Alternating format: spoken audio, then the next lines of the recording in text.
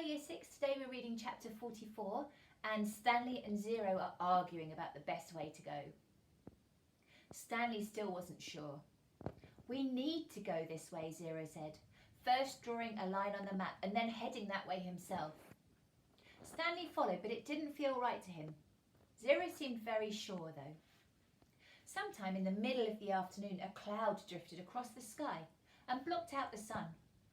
It was a welcome relief. Once again, Stanley felt that destiny was on his side. Zero stopped and held out his arm to stop Stanley too. "Listen," Zero whispered. Stanley didn't hear anything. They continued walking very quietly and Stanley began to make out the faint sounds of Camp Green Lake.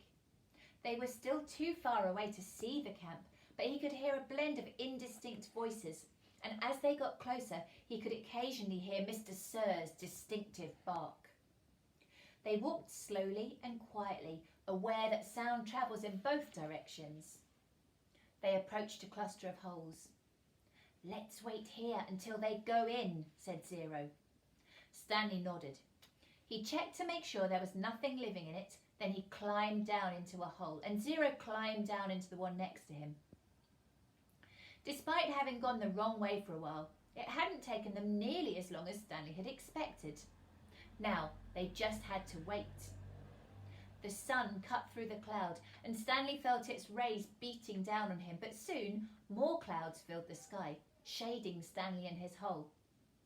He waited until he was certain that the last of the campers had finished for the day, and then he waited a little longer. As quietly as possible, he and Zero climbed up out of their holes and crept towards camp. Stanley held the sack in front of him, cradled in his arms, instead of over his shoulder, to keep the jars from clinking against each other. A wave of terror rushed over him when he saw the compound, the tents, the rec room, the warden's cabin under the 2 oak trees. Fear made him feel dizzy. He took a breath, summoned his courage, and continued.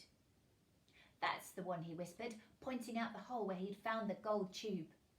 It was still about 50 yards away, but Stanley was pretty sure it was the right hole. There was no need to risk getting any closer. They climbed down into adjacent holes and waited for the camp to fall asleep. Stanley tried to sleep, not knowing when he'd get the chance to again.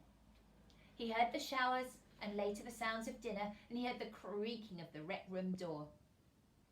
His fingers drummed against the side of the hole. He heard his own heart beat. He took a drink from the canteen. He'd given Zero the water jars, and they each had a good supply of onions. He wasn't sure how long he remained in the hole, maybe 5 hours. He was surprised when he heard Zero whispering for him to wake up. He didn't think he'd fallen asleep, and if he had, he thought it must only have been for 5 minutes. Although, when he opened his eyes, he was surprised at how dark it was. There was only one light on at camp in the office. The sky was cloudy, so there was very little starlight. Stanley could see a sliver of a moon, which appeared and disappeared among the clouds.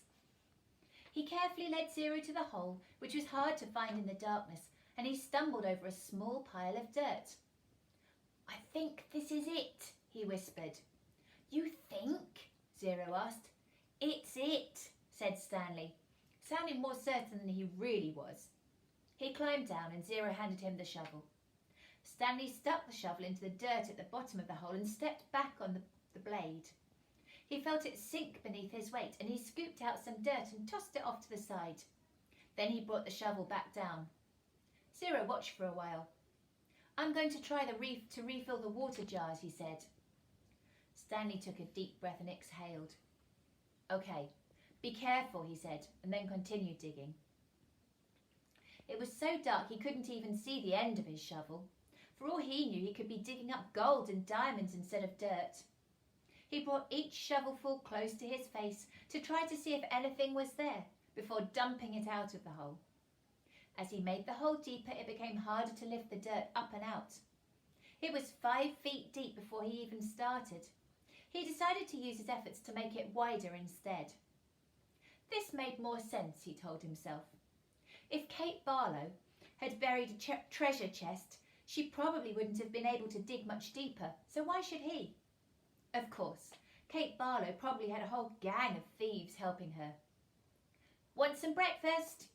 Stanley jumped at the sound of Zero's voice. He hadn't even heard him approach.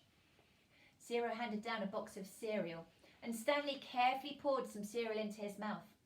He didn't want to put his dirty hands inside the box. He nearly gagged on the ultra-sweet taste. They were sugar-frosted flakes, and after eating nothing but onions for more than a week, he had trouble adjusting to the flavour. He washed them down with a swig of water. Zero took over the digging. Stanley sifted his fingers through the fresh piles of dirt, in case he missed anything. He wished he had a flashlight.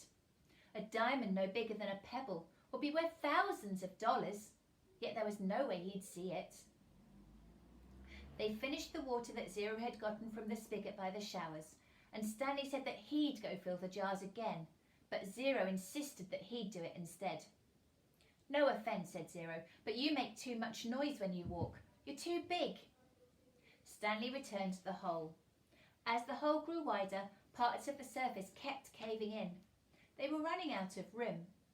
To make it much wider, they'd first have to move some of the surrounding dirt piles out of the way. He wondered how much time they had before the camp woke up. How's it going? Zero asked when he returned with the water. Stanley shrugged one shoulder. He brought the shovel down the side of the hole, shaving off a slice of the dirt wall, and as he did so, he felt the shovel bounce off something hard. What was that? Zero asked. Stanley didn't know. He moved his shovel up and down the side of the hole. As the dirt chipped and flaked away, the hard object became more pronounced. It was sticking out the side of the hole, about 1.5 feet from the bottom. He felt it with his hands. What is it? Zero asked. He could just feel a corner of it. Most of it was still buried. It had the cool, smooth texture of metal. I think I might have found the treasure chest, he said. His voice was filled more with astonishment than excitement. Really? Asked Zero.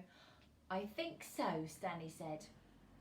The hole was wide enough for him to hold the shovel lengthwise and dig sideways into the wall. He knew he had to dig very carefully. He didn't want the side of the hole to collapse, along with a huge pile of dirt directly above it. He scraped at the dirt wall until he exposed one entire side of the box-like object. He ran his fingers over it. It felt to be about 8 inches tall and almost 2 feet wide. He had no way of knowing how far into the earth it extended. He tried pulling it out, but it wouldn't budge. He was afraid that the only way to get it was to start back up the surface and dig down. But they didn't have time for that. I'm going to try to dig a hole underneath it, he said. Then maybe I can pull it down and slip it out. Go for it, said Zero. Stanley jammed the shovel into the bottom edge of his hole and carefully began to dig a tunnel beneath the metal object. He hoped it didn't cave in. Occasionally he'd stop, stoop down and try to feel the far end of the box, but even when the tunnel was as long as his arm, he still couldn't feel the other side. Once again, he tried pulling it out, but it was firmly in the ground. If he pulled too hard, he feared he'd cause a cave-in, and he knew that when he was ready to pull it out, he would have to do it quickly before the ground above it collapsed. As his tunnel grew deeper and wider and more precarious, Stanley was able to feel latches on one end of the box, and then a leather handle. It wasn't really a box. I think it might be some kind of metal suitcase, he told Zero. Can you pry it loose with the shovel, Zero suggested. I'm afraid the side of the hole will collapse. You might as well give it a try, said Zero. Stanley took a sip of water. Might as well, he said. He forced the tip of the shovel between the dirt and the top of the metal case and tried to wedge it free. He wished he could see what he was doing.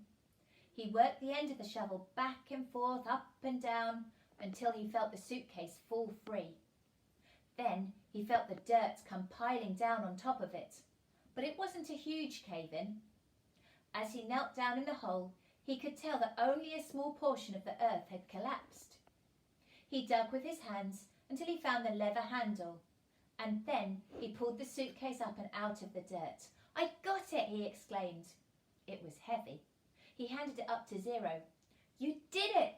Zero said, taking it from him. "We did it!" said Stanley. He gathered his remaining strength and tried to pull himself up out of the hole. Suddenly, a bright light was shining in his face. "Thank you," said the warden. "You boys have been a big